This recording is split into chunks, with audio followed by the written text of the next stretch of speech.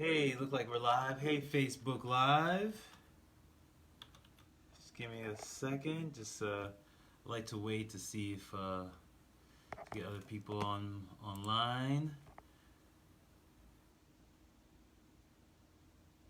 Of course, I apologize that sometimes I can't be consistent with my time just because way life is.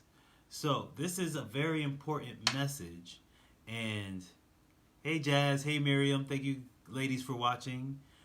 This is a very important message, and if you could hear this message, and I don't mean hear as in you're hearing sounds and it's entering your ears. I mean really dissect it and devour it and take it in. And if this could reach your heart and your soul chakras, this will help you. This is the answers many of you have been looking for a very long time. And it's something that's been told for many sages for many years. It's something that is in the good book and many of self-help development books, but it just seems to be the one thing people miss. Even the ones that, oh yeah, I read the book, but they miss it. And I like to use my wife as an example. Hey, Jazz, because I've seen some amazing things happen in her life just using this one law. This one law, if you could do this in your own life, you would see massive change. I don't care if you're an affiliate marketer, you're working a 1099, you're working at a position at a company, you're an entrepreneur. It really truly doesn't matter. This will help you out. And if you haven't already, please like, please share, so your friends and family can take this great information as well because it's highly important. This is one of my favorite books of all time. It's called Napoleon Hill's Outwitting the Devil. Outwitting the Devil. And it's a man that interviews the devil. And he says one of the things to overcome the devil of struggle, the devil of missed opportunities, the devil of stress, the devil of hurt, the devil of being broke or poor mindset. He says most of the time people think they have to be a go-getter, but this universe is for the go-givers. And it was in the good book that said, the greatest among you shall be a servant, right? So if they say the greatest among you shall be a servant, that means the worst among us must be a taker. The worst among us must be a taker. So the thing that makes us struggle is we don't use the law of compensation. Rich, what is the law of compensation? The law of compensation is to give more than you expect to receive. To give more, to be in a state of giving. And not just as a strategy, but to really feel it in your heart chakra, to really feel it in your heart space that you are a giver. You want to be a person of service. You want to be a vessel. See, the universe could only use you when you're usable. I'll repeat that. See, the universe could only use you when you are usable. If the universe can't use you, it won't use you. And when the universe can use you, it uses you as a vessel to help others. And in you helping others, you receive more than what you have given. This is highly important. If you can be the person that gives more to others, and your mindset is like, how can I give more? How can I give more? How can I give more? Because the average person is, what's in it for me? What is in it for me? And it's that what is in it for me attitude and mindset that's keeping you struggling. What is it in it for me versus what can I give and serve to others? I use my wife as an example because it's just amazing. I've seen her go from working for somebody else, making 40% of the profits, meaning she's working 100% of the work, but only getting 40% of the profits, from her working out of somebody's home, making parts of the profits because she's not having that many clients, but started with one client that led to two clients. I've seen her jump from there to a commercial space where she was partnering with somebody, paying that person rent, all the way to her having her own business in her own location, getting 100% of the profits and even more some because she has so many clients she has to literally turn them down. So how do you go from working from somebody else making only 40% of the profit all the way to making 100% of the profit so jam-packed that you literally have to turn people down that you can't even take that many people in. How do you do that? And she did it within 3 years. How did she do it? Using this law. I asked her, so when you went to the space, you didn't have many clients, what did you do? She said, I just started giving stuff for free. I started giving service for free. And not just giving it for free, okay, let me do the bare minimum because it's free. No, I've stayed with the same ambiance, the same music, the same tone, the same ears. I still listen to them. I still provide them the best service I possibly can, even though they don't pay me. What happens then? They said, this thing is awesome. She's awesome. I'm going to keep coming back. It's in our blood. Yeah, Marilyn. That's that Zaya's blood.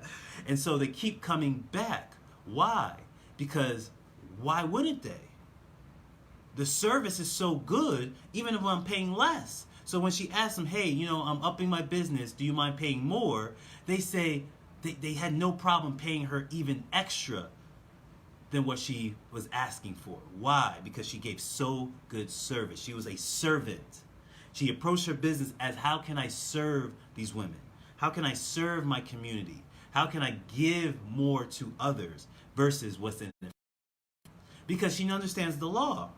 If you give, you shall receive. So the giving, the get back is natural. The get back is normal. The get back is innate. She doesn't have to ask. She just has to worry about the give. And many of us are still asking, what is in it for me? See, it reminded me of the Les Brown story. This is one of his famous stories. He talks about he's walking down the streets of New York, and all these guys are soliciting for his business. Again, asking for what's in it for them. Hey man, can I shine your shoes? Nah man, I'm busy. I gotta keep running. Hey man, your shoes look dirty. Can I clean your shoes? Nah, I don't have time. I gotta keep moving. Till one kid sees him approach and starts counting. He says 97, 98, 99, 100. Come here, sir. Can I speak to you? He said yes. He says, I noticed can you help me please? Today's my birthday. And every time on my birthday, just to thank God for giving me another day at life, I like to give somebody a free shoe shine.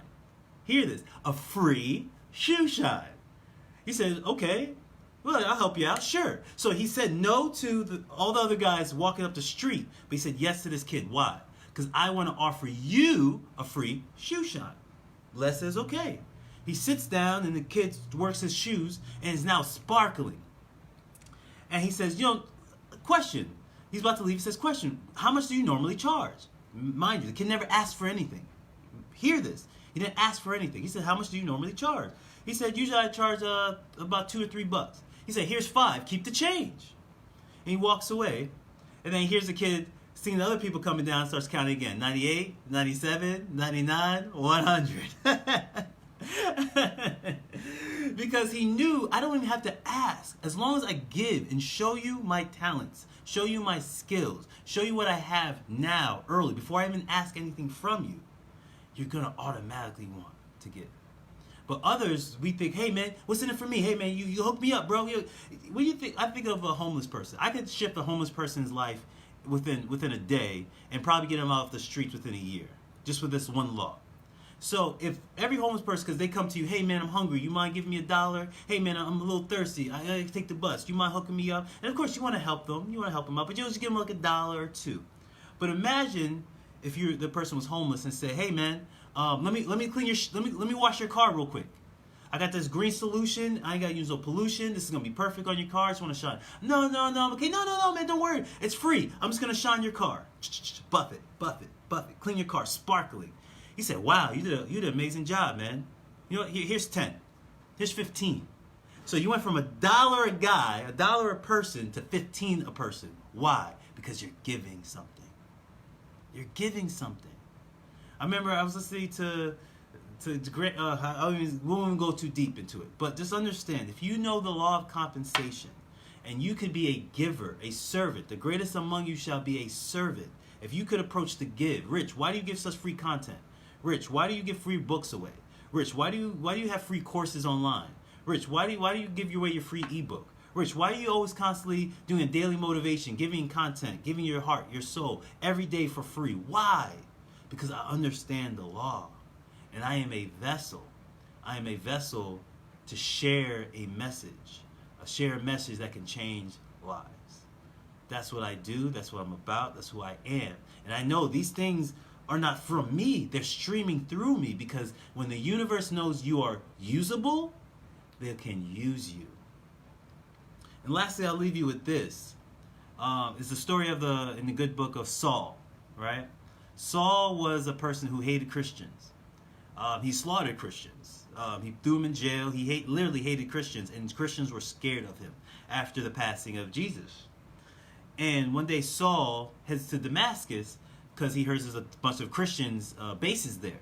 So he's out there ready to slash heads. But the universe saw him not as an evil person. They saw him as a person that's ambitious, and a person that gets things done, a person that's usable.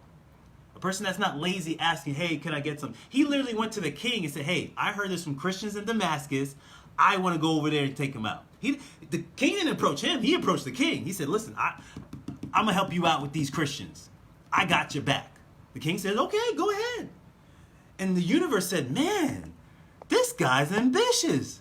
This guy is a no limit person. He's constantly ready to go. So he blinds him for 3 days and shifts his mind from a person that hates Christians to a person that's a leadership in Christians.